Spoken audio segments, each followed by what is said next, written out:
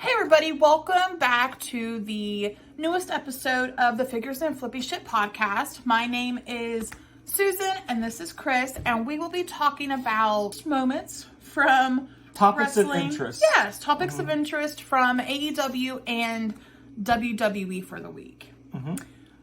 So, do you want to go ahead and just get started on our topics we want to discuss? Yeah, let's jump right in. So let's lead off with one of my favorite things to talk about. It's War Games season. Yeah. And I love my car crash matches, and War Games is no exception. Last year was really, really fun, men and women. And I have no reason to think that this year's going to be any different, especially since Cody Rhodes gets to be in his first War Games match. He's been in Blood and Guts, which is like War Games, I think pretty much down to everything but the shark cage. But he gets to do it officially now. And what we've set up is we've got Cody Rhodes, Sami Zayn, Seth Rollins, and who was the fourth? Jey Uso. Oh, How did I forget Jey Uso? Yeah. All right, so we got Cody, Jey, Seth, and Sami against Finn Balor, Damian Priest, Dominic Mysterio, and JD McDonough. This match, to me, on paper, sounds really fun. Yeah. All 8 of these dudes are going to be fun. Yeah. And I want to give a special thanks to WWE. Last week on the podcast, I mentioned how I was getting kind of sick of the Judgment Day. And this week, we didn't really get a whole lot of them at all. So, thanks. It refreshed my interest in them. But yeah, I think the setup for this has been fun. I feel like this is definitely what we're building toward. What I'm hoping for the most out of this is that this can be the end of Sami and the Judgment Day. Yeah. Because on the women's side, they're kind of doing the same thing. Cause does it feel like to you that Bianca's been fighting Damage Control for about 8 years? Yes. And Charlotte Flair's been there. And Shotzi. Shotzi randomly shows up. Mm-hmm. So we're definitely setting up a women's War Games match there. And we'll go into a little bit more on Damage Control later. We kind of have our own special area for them coming up. But with that being said, I think this is a really good way for the good guys essentially to get one over on the Judgment Day without the Judgment Day having to lose any titles. Yeah. I think this is a good way for them to kind of get their comeuppance but still stay champs. Yeah. Which I think is kind of what they're going for, because the Judgment Days kind of had their way. The one time they didn't, it was literally undone in the span of like a week or two because Cody and Jey lost the titles back to them. Dominic got his title back literally a week after Trick Williams won it. Yeah. So clearly they don't want Judgment Day to be without their titles. And Rhea is barely defending it, so that sets up nicely for that for them.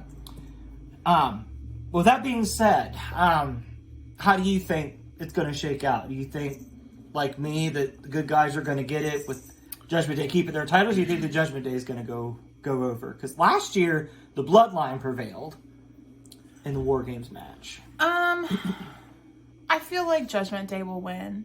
You think so? I don't know, Cody. I don't know. I don't know. I'm going to say Judgment Day. I mean, I hate to say it.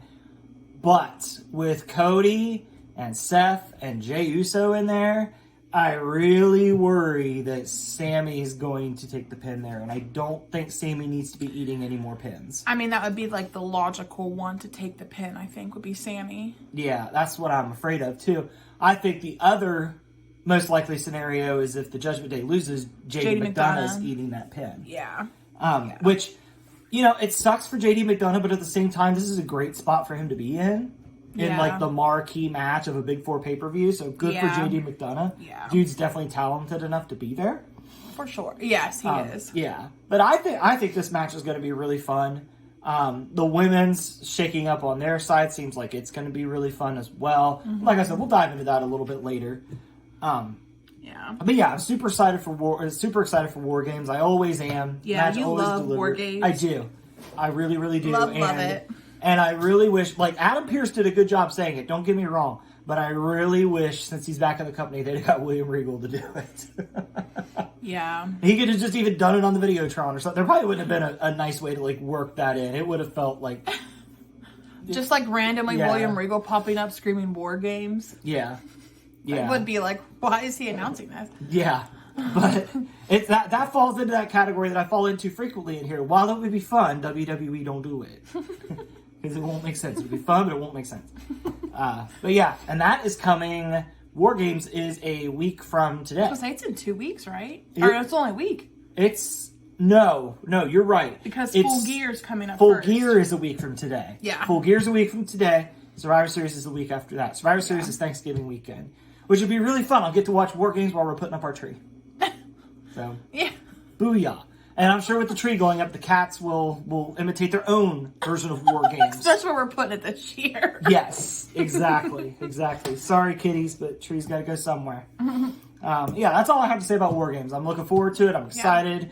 Now I just wonder what we're going to do for the next 2 weeks until it's time for it. You're always so worried about that. You kind of like stress over that. Like, what are they going to do? And it's like, just see. Just watch and find out. Well, we can't. This kind of leads into our next point that we're going to talk about here in just a minute, where WWE builds things and has time left over, whereas AEW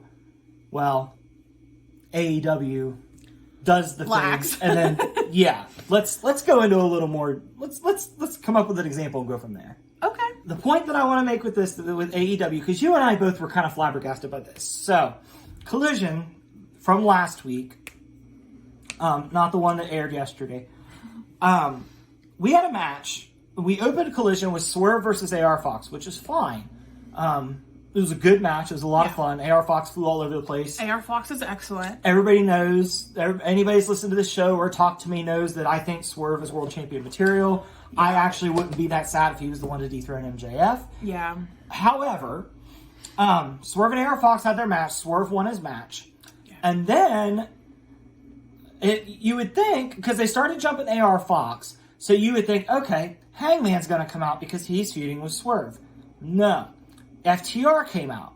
I don't know how FTR plays in the Swerve story. I don't even think those guys have interacted before. I don't think so. So then, FTR coming out prompted everybody else to come out. LFI came out. Ricky Starks and Big Bill came out. They were building for their main event later in the show.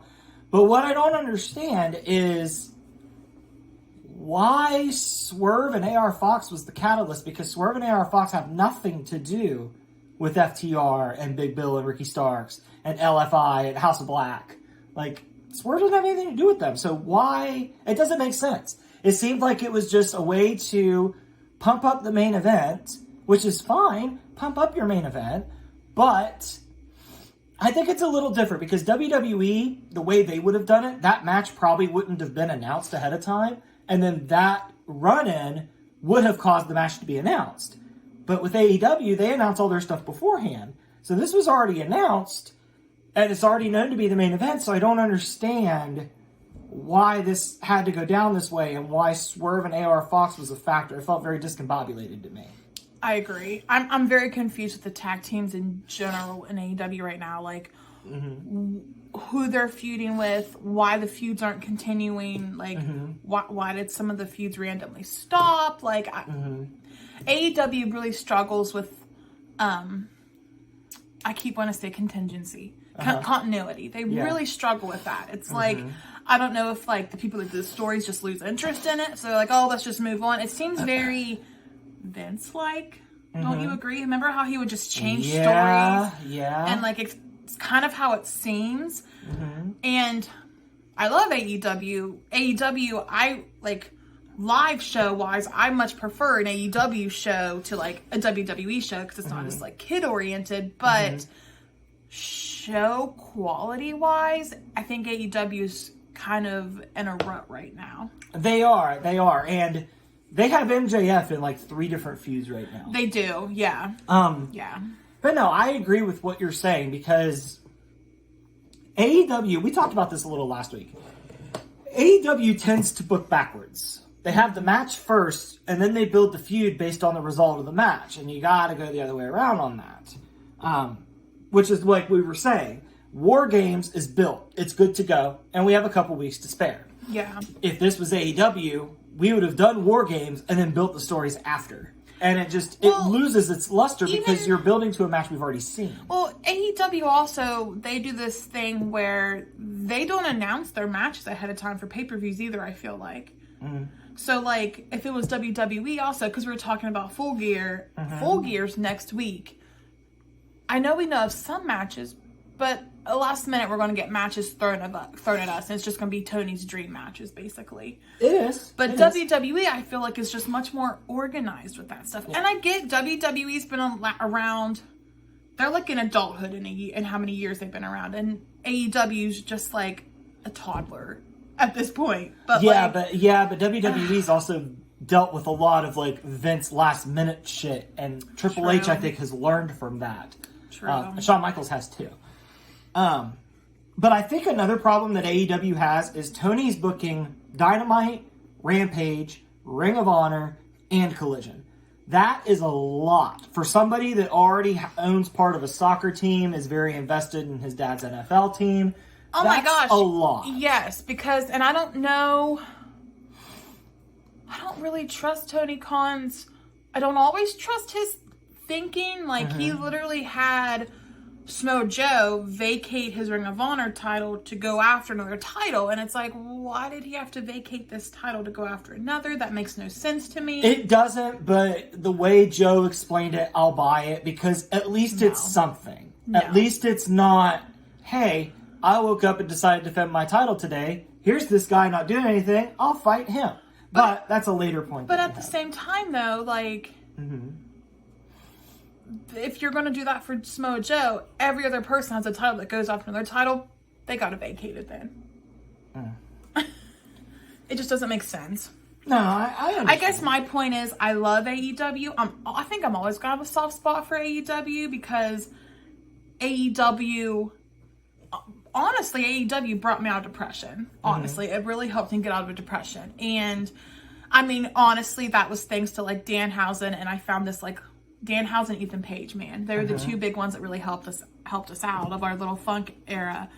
So AEW's always going to have a soft spot for me, and I think that's why I got so mad at CM Punk, too. But, like, AEW's got to do better. Like, I love AEW, but I'm really struggling to find that, like, love for it that I had before. Tony Khan needs a Triple H. Yeah. Tony Khan needs to be Vince, where he has final say on what happens, but he needs a Triple H to do his day-to-day booking. Yeah. And I don't know out there anybody that can touch Triple H or Shawn right now that he could get. Yeah. I really... And the other problem, too, I think, is he gives wrestlers so much power in AEW that they get to influence a lot of their stories. And I think a lot of times that shows. Well, see, I don't have anything wrong with that. Because if you're creative enough to be a wrestler, I think you should have control of your story and your gimmick and all of that. Yeah, but at the end of the day, you're going to have wrestlers that are going to clash. Like the example that came out where apparently Rampage a few weeks ago, Metalik didn't want to put over Commander, so the match just didn't happen. That's true. So they need a little bit more structure. Yeah. What happened, and not saying this will, but what happens if we get to a show like Full Gear where, it's MJF and Jay White, and all of a sudden MJF's like, you know what?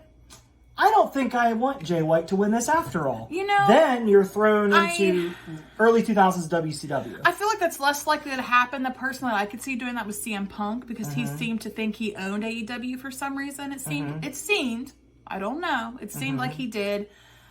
I can't see that happening as much now that Punk's gone, but I could have seen Punk doing that because he's a narcissist.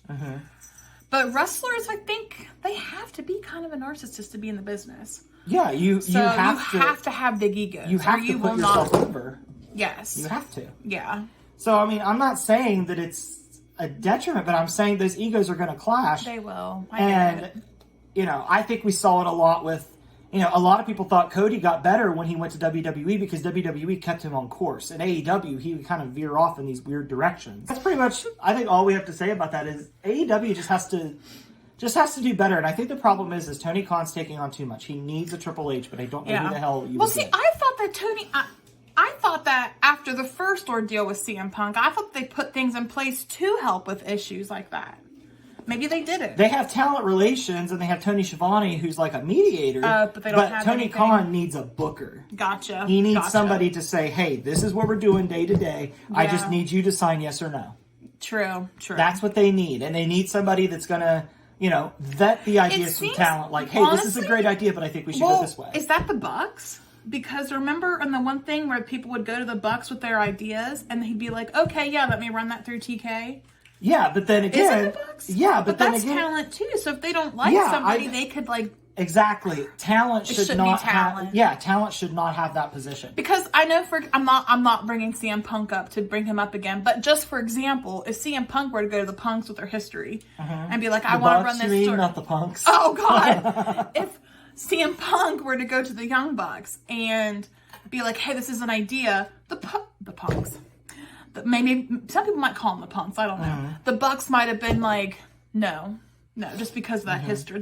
I'm petty. I would like to say I wouldn't do that, but it'd be hard not to. No, I agree. That talent don't need to be in those positions. I do agree with that one. Yeah. It needs to be people that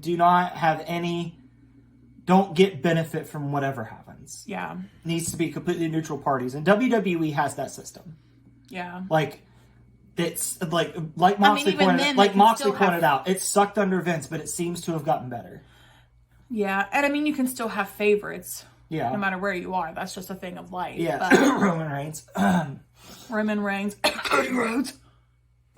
Yeah, but yeah, Tony Khan, get you a booker.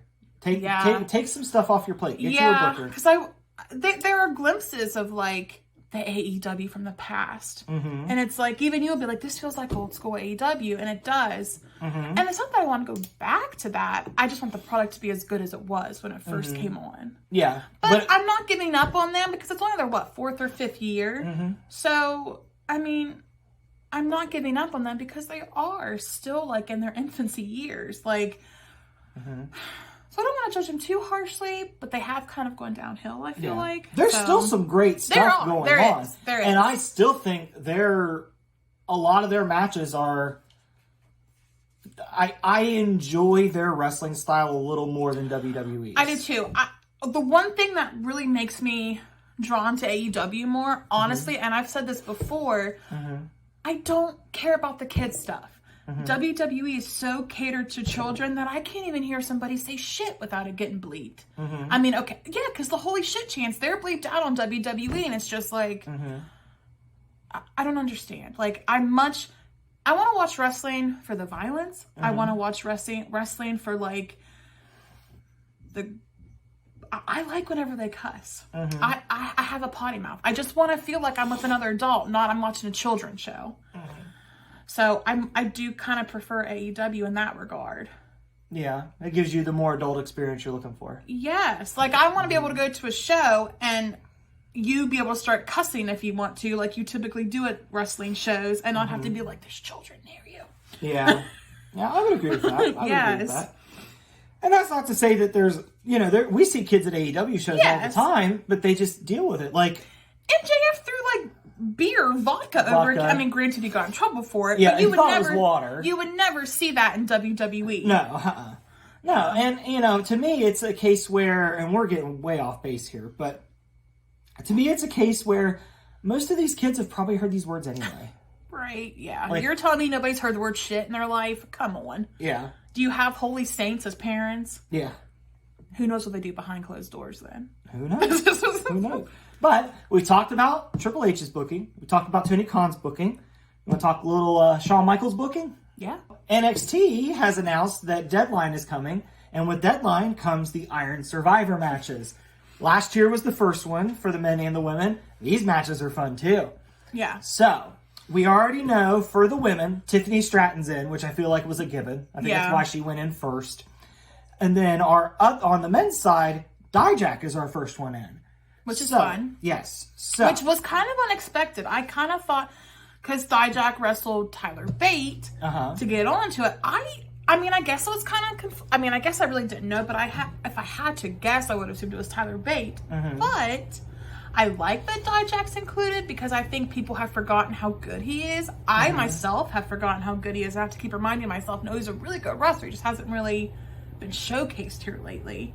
Yeah. Plus, I don't like his gimmicks. Maybe that's why I'm kind of downgrading his. Yeah, you don't like the Street Justice. I don't. I do. It makes me think of 80s, 90s action movies, like Stallone movies. I don't.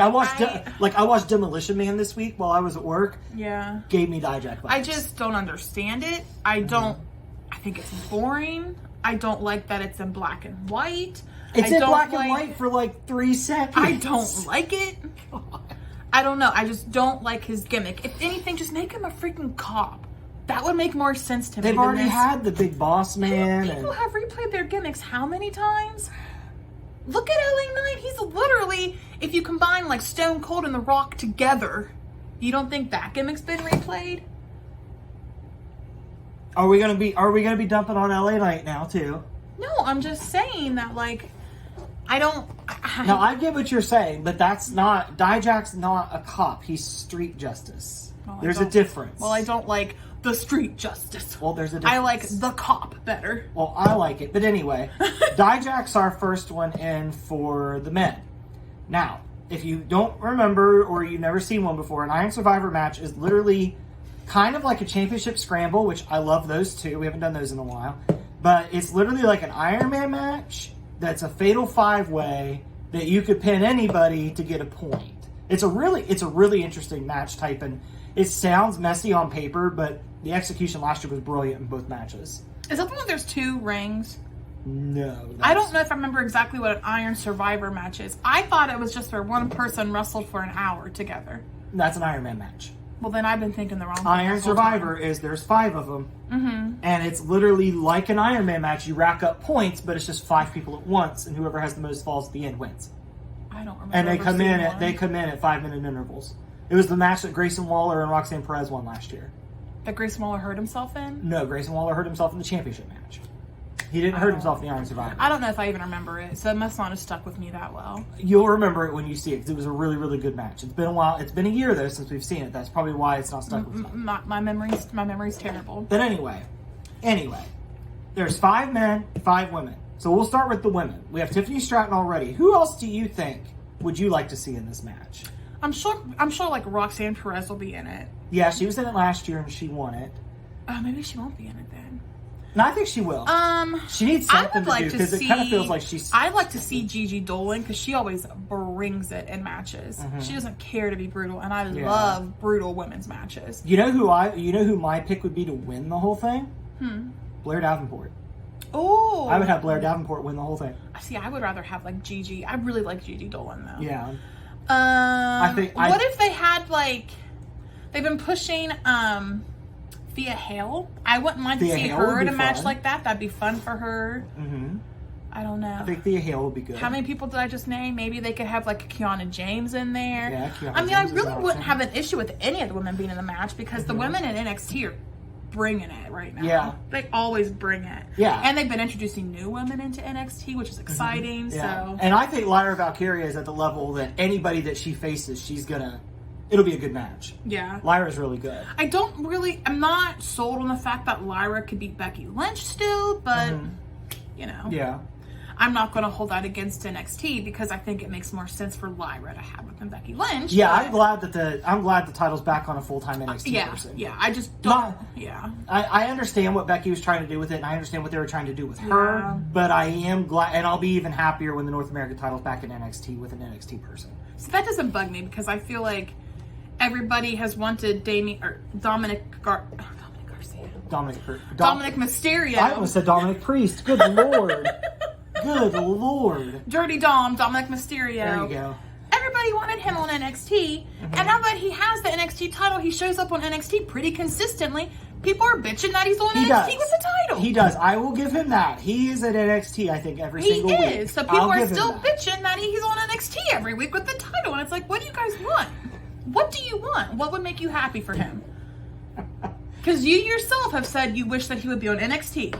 He goes to NXT. He gets this title. He's there every week. Yes, he's with the Judgment Day and other shows. But what do you want? What would make you happy for Dominic Mysterio? Is to lose it back to Wesley. And then just never go to NXT, even though everybody, even you, has said you want him to go to NXT? Listen, we all wanted him to go to NXT early because he still had some things to work out, like in-ring wise. Yeah. He's there now. Okay. That dude is putting on 4-star matches in his sleep. He's good. Okay, but it's kind of like you get what you want and you ain't happy type thing. Well, that's just being a wrestling fan, a Star Wars fan, a comic book fan, a video game fan. I get it. That's 50% of my identity is not being happy with what I have. That is definitely you. I just want to point out, though, that you guys got your wish. He went to NXT. So what? He won a freaking title. It's not the end of the world. So then he's on NXT every week, but that's not good enough. He does not deserve that title. I never said he didn't. I never said he didn't deserve it. But he interacts with the other wrestlers on NXT. I know. He does. They have stories going with him. I get it. He's just a part of, as much a part of NXT as everybody else is. I get it. Yes. I get it. Yes. Boom. Lord. I won that argument. Okay, well, I still hate how Dominic's match is all in the same damn way. I will give you that one. Thank That you. is a little annoying. Thank you. WWE is Distraction City right now. I had it as a point I wanted to discuss this week and it got cut, but I'll make a sentence of it now. WWE, every match ends with a distraction. Fucking stop it. Like, with Judgment Day or everybody? Judgment Day, Bloodline, everybody, the women. Are they doing that to kind of prep for the pay-per-view, though? Maybe, but it feels like it's been going on forever. Roman has won every match in the last 2 years of his reign the exact same way. I don't think you should even include with the other wrestlers, because we're not going to include the boy that attends work 4 days a year. So he's not even included in this discussion. Yeah. You got to come to work to be included. Yeah, I saw earlier this week where Whoopi Goldberg said that... Oh, Whoopi Goldberg. Listen, I'm trying to make a joke, and you're stepping all over it. I was going to say that Whoopi Goldberg was talking about how millennials can't get houses because millennials only want to work 4 hours a day. Yes, and that's it, Whoopi. Yeah, and I just want to say, Whoopi, have you met Roman Reigns? That's all I want to say. Yes, and Whoopi. you just trample all over the nuts of that joke. Sorry, Whoopi Goldberg's out of touch if she thinks that's the case. Well, anyway. Because I work more than 40 hours a week and I still can't get a dang house. So. Okay, well, anyway, we're getting off track again. So we've talked about the women's Iron Survivors. Who should be in the men's? I think what we need to do, call me crazy. If you mention Dominic Mysterio, I'm going to slap you. I'm not going to mention Dominic. Okay. What I'm going to say is we're building some tension between Trick and Carmelo. Have them both in it? No, have Trick get in and Mello not. I do feel like in that scenario, Trick needs to be the one to shine more than Carmelo right now. I think we need to capitalize on Trick while we can. He's over as hell. What's that Trick? It's the funnest song. His theme is fucking sick. I never thought that I'd be so excited to just say "whoop that Trick" over and over and over again. I feel so wrong saying it. But I love saying it at the same time. Dude, when that I don't want anybody. When that bass drops in Trick's theme, that's one of my favorite moments in a wrestling theme. I do get really giddy because it's like, crap, here we go. I love it because when that bass drops, to me, like, it has a feel of like shit's going down. I love his entrance music. He's probably has my favorite song right now. I'm gonna be honest. Really? He even beat Seth Rollins, where I get to like sing along with it. Yeah. You also love Booker T's little interjections. I do. I love how Booker G. Booker T.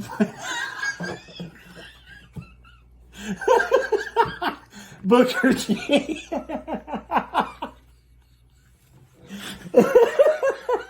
Booker T.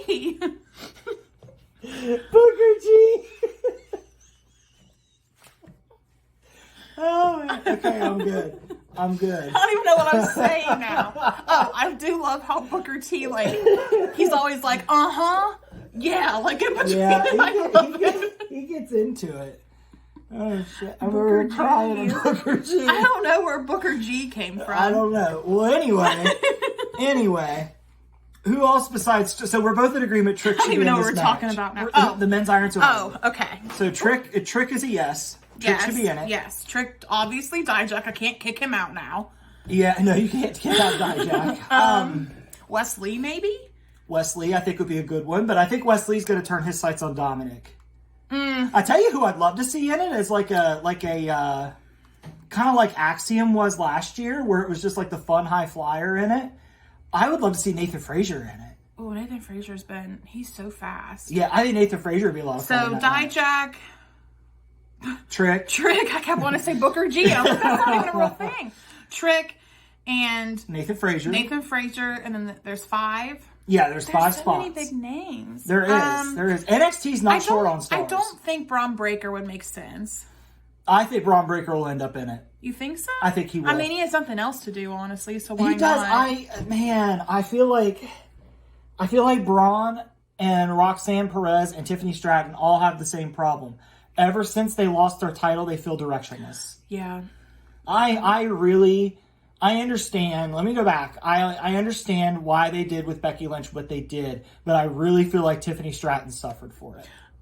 Yeah. Because she lost that title and now it feels like she's just kind of aimless. But which really sucks because it really seemed like she was getting... Well, it seems like they're kind of building like maybe a tag team between her and Kiana James. For what? They got rid of their tag team titles. Well, that's their stupidity. I know. I keep saying they need that is their own fault. I keep saying, and I will die on this hill, with the talent that they have in NXT, they absolutely need a women's mid-card title. Yeah. The women's North American champion. It's not that hard. They shouldn't have taken the titles from them. No, I agree. There's no reason you had to take it and unify it. Mm-hmm. Because the women are WWE minus NXT. Mm-hmm. They don't book their women that well right now, I feel like, either. The women, minus what we watch at least, which is just like WWE and like NXT and AEW. Mm-hmm. Like in all of that, NXT's the best women's division. Mm-hmm. I still have heard that Impact is better. Mm-hmm. But so I'm not going to compare. I'm not going to include Impact in this. I'm going to change your wording a little bit, and I'm going to say they're the best booked women's division because I do think AEW has a strong women's division when they use it. I don't think they have bad talent, so that's a good point. It's the booking. Yeah. Is terrible. Yeah. Because I'm sorry, if you go back and watch any indie show of a woman that was in indie wrestling, you might not be able to see that in WWE, but like on AEW, women brought it. Like, dude, Candice LeRae is a fantastic example. Yeah, she did like intergender wrestling. She was in a tag team. Granted, she did hardcore matches. Granted, she wasn't a tag team with the guy that I don't remember his name, but he was not a good guy that came out. No, but like she's done this stuff, and now you have her get knocked out with one kick by Xia Li, and it's like, what? The Candice LeRae in the Indies would not have gone down with that one kick. Speaking of which, Bunny is gone from AEW and Butcher now. and Blade. They're gone too? Mm-hmm. They're all gone from AEW, which is sad. That is really sad. Because one thing... That's why Kip Sabian's not with them anymore.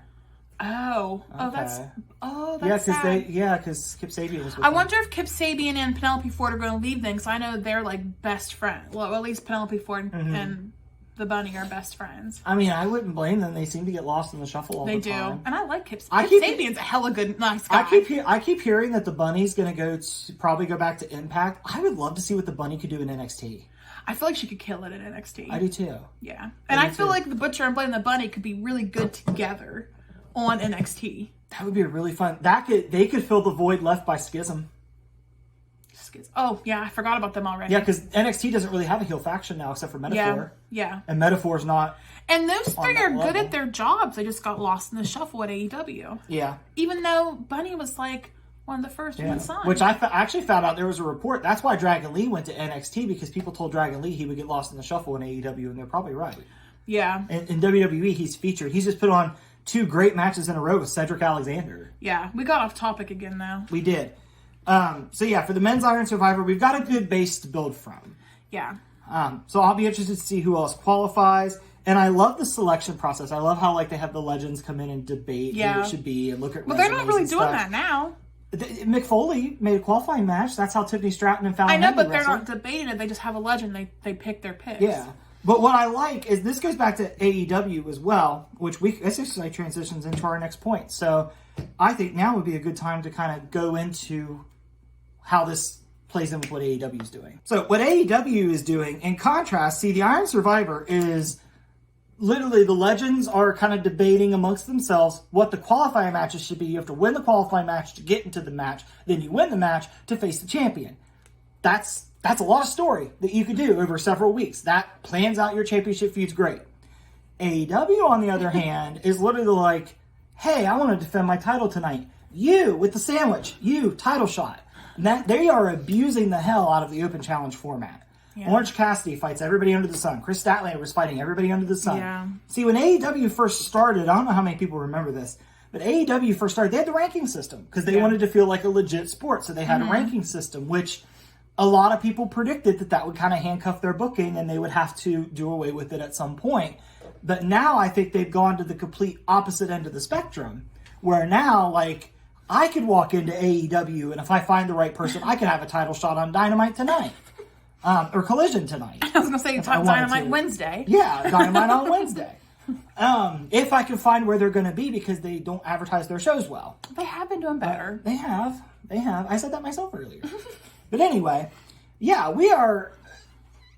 I just shut down there for a minute. AEW is doing, I feel like everything just, as far as their title feuds, just except for Jay White and MJF, it just all feels wrong. Like, AEW, I think, puts on better matches quality-wise most of the time than WWE, but WWE excels by 1,000 with booking. Yeah, like, for example, a great example of this, I noted this earlier this week. We had a fatal four-way on Raw to determine the number one contender for Gunther for the international or the Intercontinental Championship. And literally, we picked 4 dudes. Adam Pearce did a promo where he explained how each one of them got involved. Yeah. Cool. I'm with you. Sounds good, Adam. Yeah. AEW will be like, Commander's going to fight for the international title. I've seen Commander lose his last 6 matches. How did he qualify for this? Yeah. Like, you've got to do better. Moxley and Orange Cassidy stuff. That had an injury play into it, so I'm going to give it a pass. But still, we had the match, and now we're feuding to have another match that we've already seen. And we haven't added anything extra to it. It's just the same match again. We haven't added a stip. We haven't added anything like that. I'm excited to see it because they both brought it their last promo. They were did. very intense and passionate. I was like, okay, I'm ready for this Orange match. Cassidy's been doing really good promo work. And I love how Hook just stands there usually as he's doing his promo. He used to eat chips. Now he was drinking a milkshake. Yeah. But but Orange Cassidy's really upped his promo game in this feud with Moxley, which you have to because Moxley's a master on the stick. He is, yeah. Moxley makes me feel like whenever he's promoting a match, Moxley makes me feel like that it's the most important thing in his life, and he's going to kill someone, and it's going to be your fault. Like, that's how I feel whenever he cuts a promo like that. There are 2 people in wrestling I don't think I'd ever want to meet. John Moxley, because he scares me, and MJF, because I don't want to have my feelings hurt by meeting a wrestler I like. Maybe I'd meet him now because he's a face. But he's still a scumbag. But as a heel, he would shred you apart as a fan meeting him. And some people might like that. He'd flip off children. I would avoid, remember the restaurant where, was it Dick's? Where you would go in and you'd have the hat on and it would say something mean? I think. I didn't even like to go to that place because my self-esteem's already low enough. I didn't want the hat to make it worse. Yeah. So like, because I remember the one time I went there to that restaurant, my head was too big for the hat to fit on. So they put that on the hat and then they got me one that would fit. And I was so embarrassed. So meeting MJF is just traumatizing for me because it'd be that situation all over again where I'm singled out and made fun of. What? What? It's a really funny way to insult you. I'm sorry. Anyway, back to what we were talking about. The tag title feud plays into this as well. Like, Big Bill and Ricky Starks are the tag champions. Who's after them? Like, you've presented all these options, but who is I was going to say, I feel like a lot of people come at them, but nobody's actually coming after them. Yeah. Now, I'm not going to dump on AEW completely. There are 3 stories that I think have been booked pretty well in AEW right now. 4. 3.5. We'll see. MJF, Jay White. Orange Cassidy, Moxley. I'll give it a pass for how it's being booked. Okay. I'll give it a pass. And you won me over last week. Hangman and Swerve has been booked pretty well. Do you know what story I'm interested in AEW also? Where is this Ruby Soho and Cool Hand going to go? They better not just drop this because they have this flirting thing going on. That's a storyline I like. Well, I hate to be the bearer of bad news, but what happened when Tamello and Sammy got together? Oh, shoot. That's true. But maybe that'll help Cool Hand out, it already kind of feels like the Outcasts have taken a back seat. They were supposed to be the faction to take over the women's division, and now they're a footnote on Rampage. Well, they just stopped that storyline. That's why it's like they're a footnote. Yeah, exactly. So that's they had a good storyline going with them. They just kind of dropped it. And when one person got injured, they dropped it. That's AEW's booking. I will not understand. I understand why, because Tony Khan doesn't like women's wrestling, it seems like. But I don't understand. Let's not put that in his mouth. Okay, but I just don't understand. I don't understand how you built this Outcast thing. You were building people to oppose them. I don't know how that didn't end in a Blood and Guts women's match. I don't know how that didn't happen. Yeah. Not to compare, WWE would have been all over that shit as a War Games match. All over that shit. as a War Games match. Yeah. But I digress. Who are we, Taz? AEW's title feuds are booked very randomly. Like, you brought up, like, why the hell is MJF fighting Daniel Garcia out of left field? Right. Daniel Garcia won a match on Rampage, and all of a sudden he wants to challenge for the world title.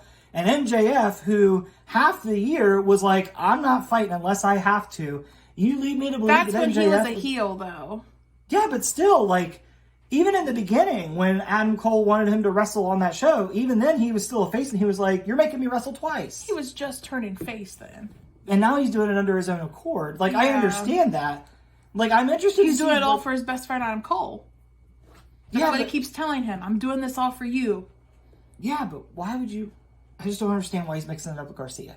I mean, I'll give you that. But the other points you're making, Like, MJF has fought for his title since Jay White's been announced as his opponent in Full Gear. He's fought 3 people for that title. Yeah, I don't know why we didn't just focus on that or focus on the other people. I know that Smo Joe's been, like, intermingling with him, but, like... I don't know. Yeah. And what's Wardlow doing? Like, Wardlow finally took a direct shot at MJF, but what's he doing? Yes. I'm sorry. I feel like I've had to ask way too many times since Wardlow turned on MJF. I've had to ask too many times, what's Wardlow doing? Where's Wardlow? Where's Wardlow? What's he doing? Why is he doing this? Like, yeah. I really, I feel like Tony Khan's 2 booking weaknesses are women and Wardlow.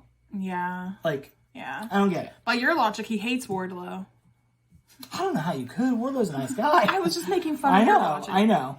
But yeah, AEW, like, I think what's going on here is AEW has the better quality matches. WWE has the better quality stories. Yeah, exactly. I said that exactly about 5 minutes ago. I think you hit the nail on the head. Yes. And I think Tony getting a booker would help in that department. Yeah. WWE, we have said that WWE's done some pretty good booking, but there are next couple points I think we're going to kind of poke a hole in that a little bit. No more praising. No, I'm kidding. The first thing we're going to talk about is the Women's Battle Royal match, and there was something that just didn't sit right with you from the very beginning. Yes. So Becky Lynch was in this Battle Royal. In the match. So she's coming out. Xia Li comes out and hits her, like in the back of the head or something. Or did she kick her? I can't remember. She attacked her from behind, and then she kicked her with the same one that took out Candice LeRae. So because of that, Xia Li was kicked out of the match, and then Becky Lynch was just gone the rest of the time. Why was Xia Li kicked out of the match? How many times have people been attacked?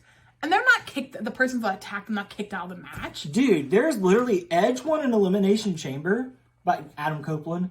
Won an Elimination Chamber by literally taking out Kofi Kingston before the match. Yeah. Going in his spot, was allowed to participate, and then won the world title. Yeah. So it's just kind of, to me, it's just like, why? Why did Xia Li get kicked out of the match?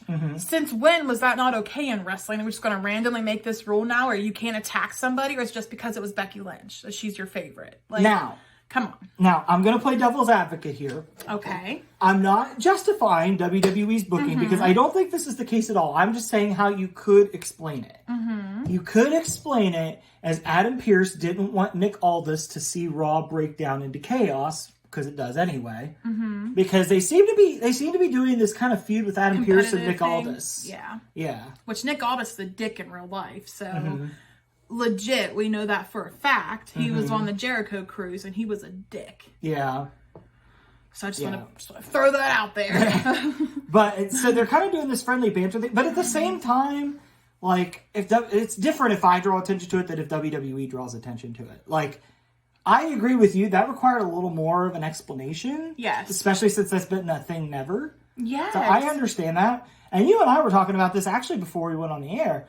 I understand you wanted to get Becky out of the match because you're not ready for Becky to be in that spot yet. But at the same time, how do you have her in that match? Or not win that match? Well, my thing is, and this is nothing against Xia Li.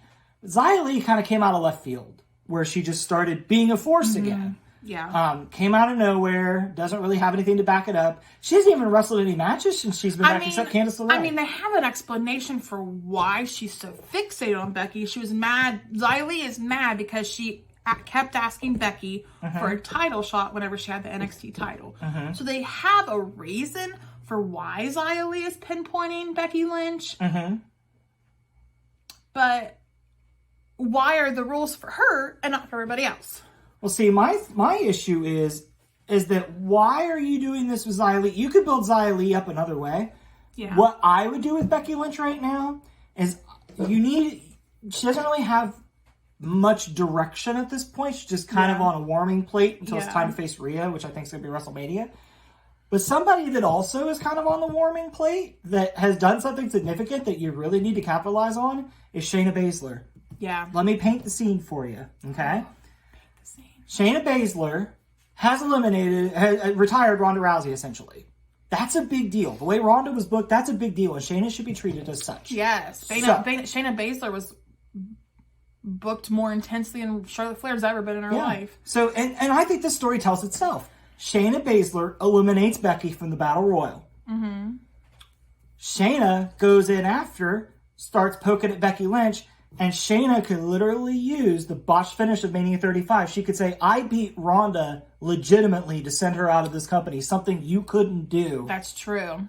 And boom, there's your story. I mean, that's a good 2-month feud to take you right to the Royal Rumble. Becky could lose to Shayna at the Rumble and then come back and win the Rumble. Yeah. Which she's already done that, though, because she lost her title to Asuka and then went in the Rumble later that night. So that would be a repeat for Becky. What I would do instead, I wouldn't have Becky win the Royal Rumble. I'd have Becky win the Elimination Chamber. And beat Shayna Baszler as the last one to get to Rhea. Yeah. That way you could have Becky and Shayna feud from now to Elimination Chamber. That's a good 3-month feud, and there's enough story that you could do. And I think those would be... I didn't used to like Shayna Baszler, but she's grown on me. Yeah. Especially after she got rid of Ronda Rousey. So, yeah, I'd be fine with that. Yeah. And to me, the story's there. Like, Becky's, like, everybody knows the botch from Mania 35 where Ronda's shoulder wasn't down. Use that. Yeah. Let Shayna be like, look, you didn't do it legitimately. I did. Look, both shoulders on the mat. I did that. You did not. Yeah. And you needed Charlotte to even help you get to that point. Yeah. So I think the story's there. So I think the mistake is not capitalizing on Shayna Baszler in the position that she's in and having those story beats already in front of you to draw from to make it easier. Yeah. That's what I would do with it. But that being said, Zoe Stark won the match. We're going to get Zoe and Rhea Ripley, and I think that will be absolutely fine. I'm not mad at that. Yeah, I'm impressed I think that will be absolutely Zoe. fine. Zoe Stark. I feel like she has a little bit more of a personality since she got away from Trish. Yeah, like I feel like she kind of learned to have more of a personality. That was a good pairing. It was. I think that really helped Zoe Stark kind of come out on her own more. And she's a good wrestler. Yeah, I think being with Trish will do for Zoe Stark what I think being with Grayson Waller can do for Austin Theory. Yeah, I agree. I agree. 100%. So, yeah, so the Women's Battle Royal by no means was bad. I just think there was better booking opportunities there. Yeah. I'm happy that Nia Jax didn't win it. Yeah. Yeah. That's basically. Essentially. Now, the other area where I think WWE has booked it fine to this point, on SmackDown, Santos Escobar turned on Rey Mysterio because Carlito came out and accused him of setting the brass knuckles there for Logan Paul to use to beat Rey. Now, this has been kind of building for a little bit, Yeah, we've been like hinting that, is he going to turn? Is he going to turn? But I really kind of feel like we did kind of a slow build up to this point. And then I feel like... Now what's your critique? Just listen. Okay. I feel like we did 3 weeks worth of story in the one Santos turn. So how would you have done it then if you don't think they did it well? Carlito accuses Santos this week. Santos leaves in frustration. Next SmackDown, Santos accidentally hits Rey in a match where Rey is... In a match, Santos accidentally hits Rey, trying to get him to win. They haven't done that yet. And then the third... Didn't Rey punch him on accident or something in the past? Like, one of this has happened in the past, or one of them hit the other. So that's already happened. Well, You could have Logan Paul set Santos up. Okay. So then, the third week, then you have Santos outright fight Ray. Do you want to hear my output on this? Sure. They've been teasing this since Santos couldn't compete for the title and Ray won it. It's been going on for a long time. Mm-hmm. So it's not like they randomly pulled the trigger. There's been a build up to this. Mm-hmm. I don't see why they did anything wrong. I enjoyed it. Okay. I think sometimes you critique it if it's not exactly how you want it booked. Listen. I have a point with the Shayna stuff. I'm not saying you don't always have a point, but with this one, I don't think I'm going to agree with you because there was a build up. Mm-hmm. They did tease it. They've kind of been speculating about it. Mm-hmm. So again, I can't see your point on this one, but I appreciate your opinion, even though I think it's wrong. Yeah, to me, it just felt a little rushed. Like, I feel like we could have stretched it one more week. See, I don't like when things are stretched too long. So I was ready for the trigger to be pulled. Impatient. Right. So I'm just saying, like, you might not have liked it, but I'm sure there's people like me that did like that it happened at that point, the way it went down. Yeah, I know. I get bored. If you leave me on too long with the stupid storyline, aka the bloodline, I'm going to turn on it. Mm-hmm. Like the bloodline. Mm-hmm. So don't leave me along. Just get it done with. Not too quick, but in the perfect amount of time. And I think they did that. Yeah. So I'm glad I just didn't get bored with it. Yeah. And if they would have dragged on, I would have been like, good Lord, just do it already. Would I not have? Probably. Yes. Probably. And maybe we're setting up to get Ray versus Santos at Survivor Series. That's what I was thinking, the way that like they kind of acted after Santos turned on him. Like it seemed like they're going to fight. Now what I do love that happened with this is Rhea Ripley went nuts on social media when this happened.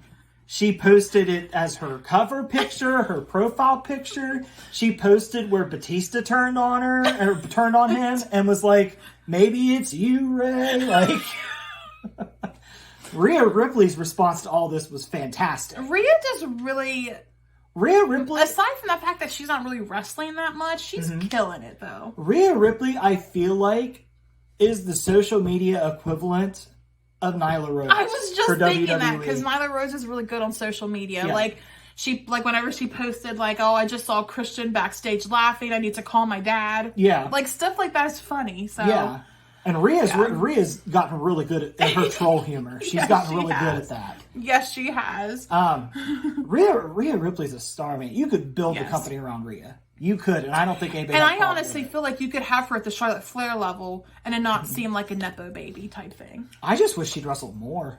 Yeah. To be honest, that's my only gripe with Rhea is I wish she'd wrestle more. Yeah, well, that's not a her thing. That's a booking thing. No, that's all the baby faces need to find a woman that wants to help. Yeah. Like, you mean to tell me that Cody Rhodes can't call in a favor to, Jade Cargill? Oh, that's true. Maybe Cody could make that call. Yeah. Ooh, I wonder. And then you could submit Jade as a star to have her turn on Cody. What's WWE's pay-per-view? Which one? The next one coming up. Survivor Series. Yeah. Maybe Jade might show up during the War Games match if Rhea Ripley tries to get involved.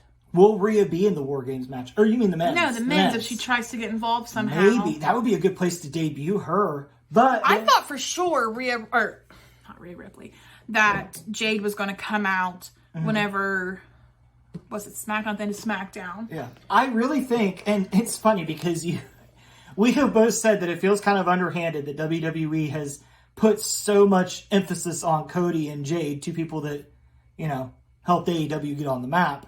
Well, AEW, I think, helped Jade more. Which I've always thought this, and I still believe it. I truly believe that WWE only wanted Cody Rhodes so bad was so that they wanted to screw over AEW. Maybe that's the case, but I mean, that's petty bullshit. It's worked out for them because Cody. I would do it though. I'm not going to lie. I'm petty. Cody's hitting merch levels that they haven't seen in a long time. I mean, I'm not saying saying it was a bad thing, but my original point is if WWE wants to do that, why not just twist the knife and let Jade get involved with Cody's story. I mean, why not? They love to twist the night for other promotions. They like to be on an island by themselves, think of their wrestlers as the only wrestlers on earth. They don't mention other promotions. If they do, they're putting them down. Why not? Why not, W? Keep the pattern going. Well, going back to my point, I think this would be a great place for Jade to debut. The only problem is you can't have Jade lose a feud this early, and you certainly can't have Rhea lose the title. I don't know if they would. Maybe it would end in like a DQ or like something. Like I don't think that would. I would hope not, because I love Jade. She's not champion material. I didn't think she was champion material when she went on AEW.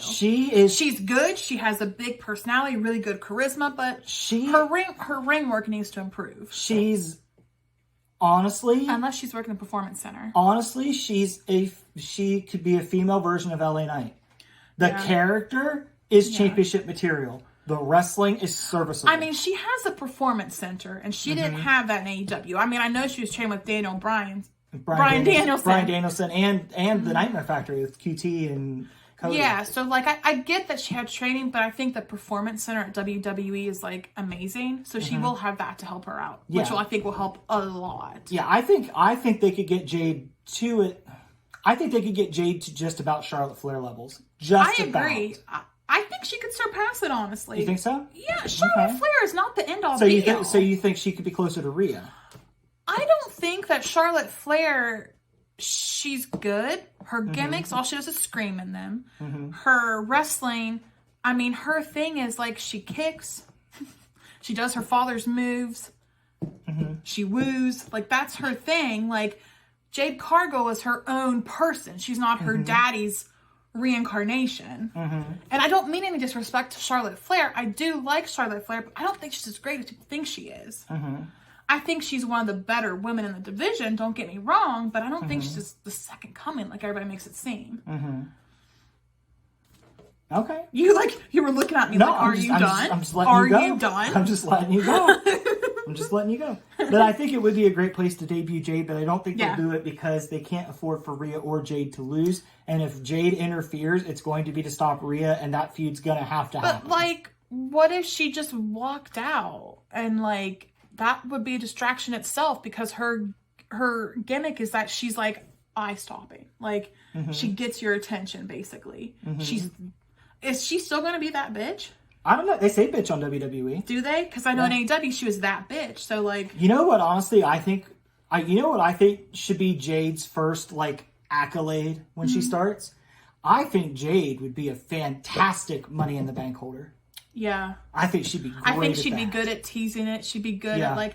I mean, I don't think it's going to take long for her to win over people and get her on her side. Yeah, and where Damian Priest is, like, purple and has, like, the single Money in the Bank. Imagine what a Jade Cargill customized Money in the Bank briefcase would look like. She's very flashy. It would be to the fucking nines. It would, It would be, like, diamond encrusted, like... Yeah. It would look awesome. Yeah. So that's what I want Jade for Money in the Bank. I want it. All right. Give it to me. Are you going to inject that in your veins? Inject it so right in there. So my question, though, is, because you tend to focus on what you want to happen, are you going to be upset if it doesn't happen the way you want it to happen? Because sometimes you tend to get upset if it's not how you pictured it in your head, and it's not how you wanted it to play out. If it's better than what I pictured, then no, I won't be upset. Okay. I won't be. Okay. But I think I will die on this hill. I think I'm right about Becky and Shayna. I think you are too, honestly. I think that would have been a good feud. Yeah, and it tells itself. It does. It does. And it would keep Becky away from the title picture, but still get her on the TV. So, yeah. That being said, we kind of talked about earlier about the men's War Games match and how the women is starting to be built. And there was kind of something that kicked that off. So, Damage Control gained a couple members on SmackDown. Yes. So, Kairi Sane came back at Crown Jewel, which I'm happy to see Kairi Sane back. I've always been a Kairi Sane fan. Yeah. So, it's fun to see her. And I like her little... she's creepy. I don't know what she is, but she's just creepy. Well, she was the pirate when she came out to wrestle. Now she's dressed in black instead of white, so she's not the pirate princess anymore. Now, I don't know if she's like a pirate demon or the pirate... dark pirate princess. Like the pirate grudge girl. I don't know. But... Anyway, they had a 6-man tag match last night, 6-woman tag match last night on SmackDown. It was Bianca, Charlotte, and Asuka against Kyrie, Bailey, and Io, which on paper sounds fantastic. And it was. Like, they didn't give it much time. It's so repetitive, though. It is. Bianca's been feuding with Damage Control since who knows when. Yeah. But we got to the point where Bianca's getting ready to tag in Asuka, and Asuka just pulls her hand away. And what's so funny is everybody on the live thread was saying, "Oh man, I hope Asuka turns on them and joins Io and Kyrie," but they're like, "But it won't happen. WWE doesn't give us nice things like that." And then to watch the thread blow up when Asuka pulled her hand away, and then to watch it re-blow up when Asuka misted her right in the face, and everybody was like, "Yes, here we go." I didn't see it coming at all, honestly. Now, I'm going to sound like a hypocrite. I said they rushed the Santos stuff. This was rushed, but I enjoyed it. Okay. Can you explain why you think it was rushed? Because Asuka has been gone for a while and just randomly came back, and she's shown no loyalty to Io.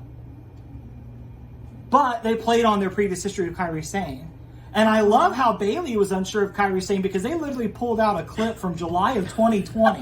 Like, God damn it, WWE, you're so much better when you have continuity and you use your history. Which is why you should have done Becky and Baszler. But anyway.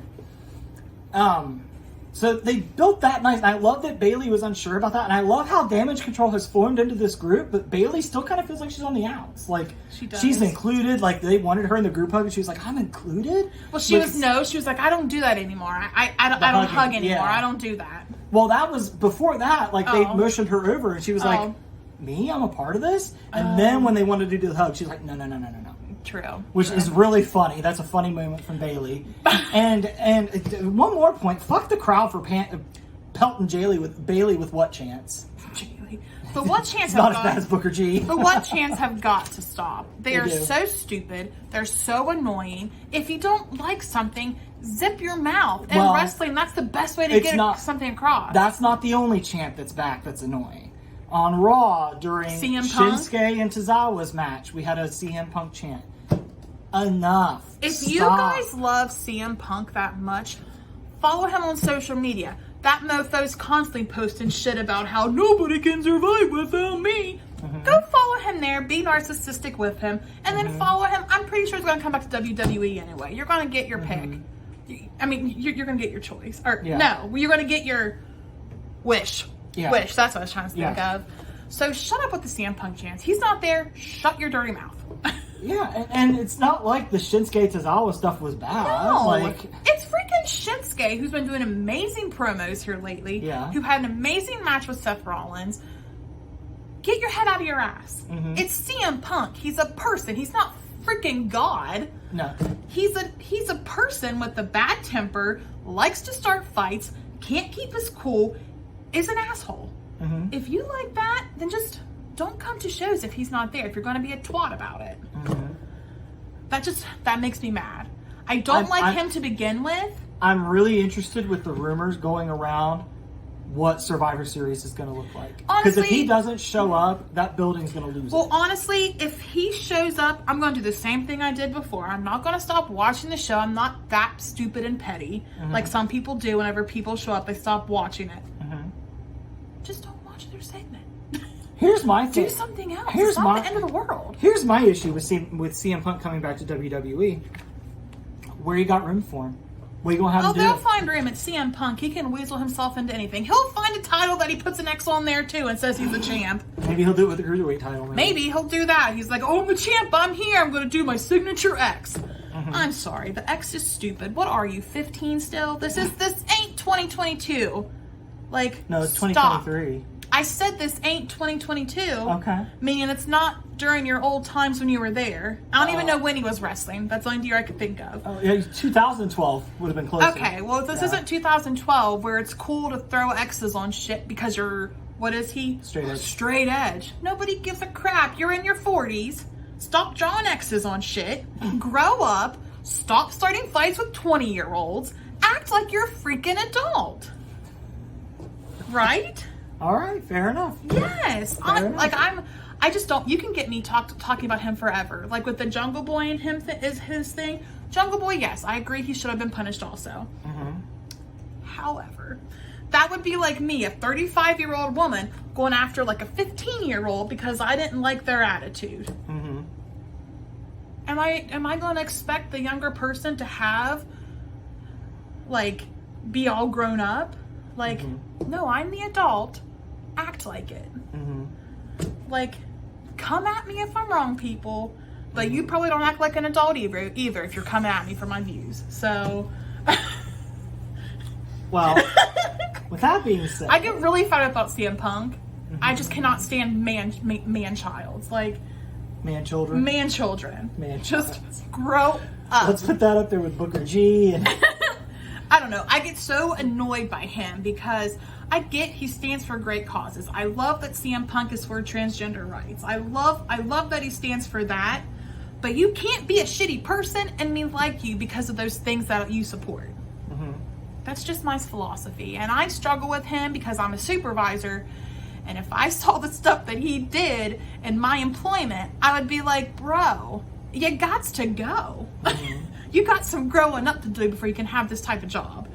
So, I mean, would you not agree with that? If you were a supervisor and you had somebody like Punk, I'd be like, why are you doing these things? Okay, I'm a social worker, so I'd be like, why are you doing these things? Why do you feel like you have to do it? So I'd get to the root cause of it, which he'd probably come out diagnosed as like an egomaniac or something. Let's be real. But yeah, I'm done ranting about him. I could rant about him for hours and hours, as you know, as your brother knows. Yeah. Yeah. That's why I'm just kind of Yes. sitting here letting you go. I don't like CM Punk. I didn't even like him before. Whenever I would go back and watch his stuff before, I never understood the hype. Yeah, he's good on the mic, but his wrestling was kind of shit. Well, I'm not going to say it was shit. It was... Compared to the wrestling type I like. Well, yeah, but, you know, there's a lot He's not the end-all be-all, though, like people make him out to No, be. no, I'm not saying I that don't he know is. why people think he's like the second coming Jesus. Is it because of his attitude? That, and, you know, he But came... in the real world, you can't act like that in the real world. For a lot of people that are fans of his, they came around at a very influential time. How you feel about AEW, about how you always have a soft spot for it, because it brought you out of something.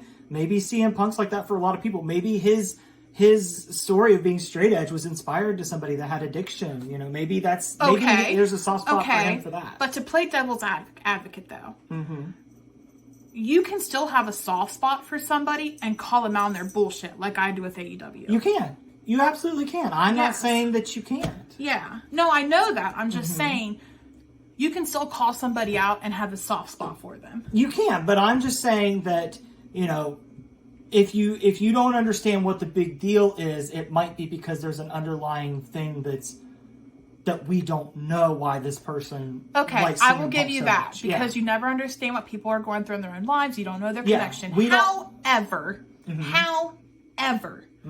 there are consequences for actions. And why are there no consequences for that man? He got fired. And people still want him back in their promotion. Well, So there was no consequence at all. You got fired, boo-hoo, people still want you. So there's no consequence for that. You've learned nothing from that behavior. You should be used to it by now. I understand. Rich people don't get consequences. I understand, but I'm just saying, in wrestling, there should be consequences. Like, you can't act a fool in the real world and it be okay. Like, there are consequences, and in wrestling, I just don't agree how there's no consequences for him. There's only consequences in wrestling if you don't make money and you don't draw.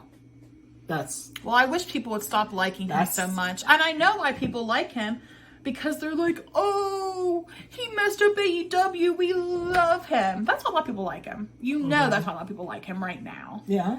And if that's the case, you need to grow up also. It's a wrestling. It's a wrestling. And I guess it is wrestling. I should calm down about CM Punk. You should. I guess I should calm down. I'll take my own advice. It's wrestling. I will hoo-ha down. Okay. Good. But I still hate that man. Okay. And that's all I'm going to say. Okay. Well, I think that's all we have to say for this week. Like we mentioned earlier in the show, Survivor Series is next week. Or no, Full Gear is next weekend. Survivor Series is the weekend after. So, lots of good stuff coming up. I think we're in for a couple good weeks of wrestling. Yes. I think AEW is going to lead strong into their pay-per-view. even though their booking has been a little shoddy at times and Full Gear does feel a little repetitive, I have no doubt that that AEW will crush the pay-per-view because they always do. Yeah. They could literally go in with like a show written on wet toilet paper that was just made that day, and the show will go off. Yeah.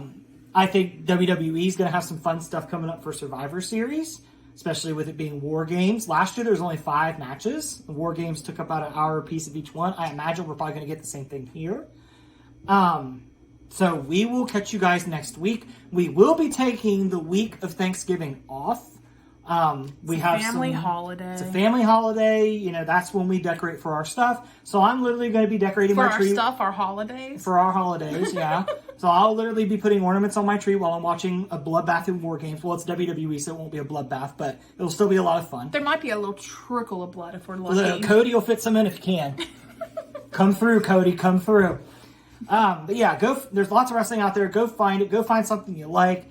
You know, the stuff that you don't like, you don't have to hate it and just completely drill it in the ground. Just move on to something else. Didn't I just drill CM Punk in the ground? You did, so this is for you too. But the thing is, though, I'll still watch the show. Uh-huh. I just get on my phone during his stuff. Yeah, which is fine.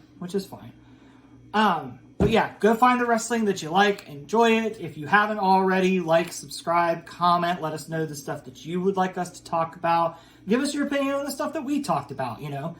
If you think my Becky Lynch, Shayna Baszler story is bullshit, comment it. Go ahead. If you think me raising a cane about CM Punk is bullshit, you can comment on it, but I'm not going to agree with you. Yeah, go in the comments and leave a CM Punk chant in the comments just for Susan. But with that being said, we will see you guys next week. Be safe out there in the world, and we'll catch you next time. Later. Did you like that video?